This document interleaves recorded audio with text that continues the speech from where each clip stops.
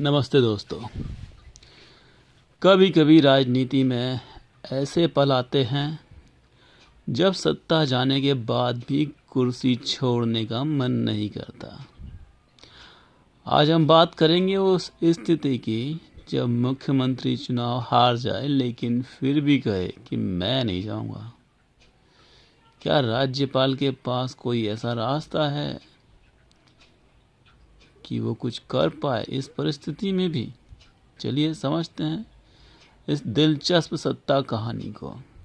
और हम ये बात क्यों कर रहे हैं आप समझ गए होंगे। जो पश्चिम बंगाल की परिस्थिति बनी हुई है उसके मद्देनज़र हम इस तथ्य पर आज चर्चा करेंगे। तो दोस्तों, आज हम एक बहुत ही दिलचस्प बात पर सवाल पर बात कर रहे हैं। और अगर कोई मुख्यमंत्री चुनाव हार जाए और फिर भी इस्तीफा ना दे तो राज्यपाल क्या कर सकता है? लोकतंत्र में मुख्यमंत्री तभी तक कुर्सी पे बैठ सकता है जब तक उसके पास विधानसभा का भरोसा हो। अगर मुख्यमंत्री चुनाव हार गया है या बहुमत खो दिया है तो साफ है कि अब जनता का भरोसा मुख्यमंत्री के ऊपर नहीं रहा। अब जब जनता का भरोसा ही नहीं है मुख्यमंत्री के ऊपर तो फिर लोकतंत्र में किस तरह की मुख्यमंत्री? लोकतंत्र तो नाम ही इस बात का है ना कि जनता ने आपको चुना है। तो अब ऐसे में क्या किया जाए?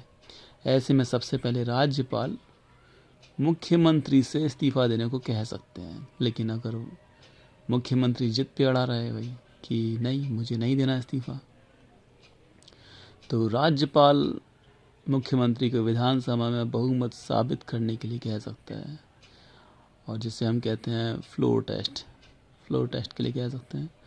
अब मान लो मुख्यमंत्री फ्लोर टेस्ट में फेल हो जाते हैं या साफ दिखता है कि उनके पास तो बहुमत नहीं है, तो इस परिस्थिति में राज्यपाल के पास अधिकार है कि राज्यपाल मुख्यमंत्री को पद से हटा दें। उसके बाद राज्यपाल उस नेता या पार्टी को बुलाते हैं जिसके पास बहुमत है, ताकि सरकार भी स्थिर रह सके। मतलब बात सीधी है।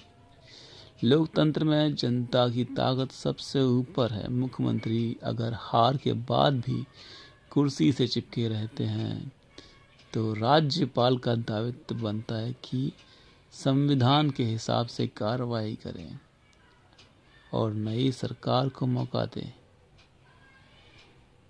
तो दोस्तों, यही है असली लोकतांत्रिक प्रक्रिया कि जनता का फैसला ही आखिरी फैसला होता है।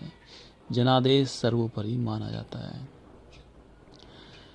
तो लोकतंत्र की खूबसूरती यही है। कुर्सी पर बैठना आसान है लेकिन जनता का भरोसा बनाए रखना सबसे मुश्किल है।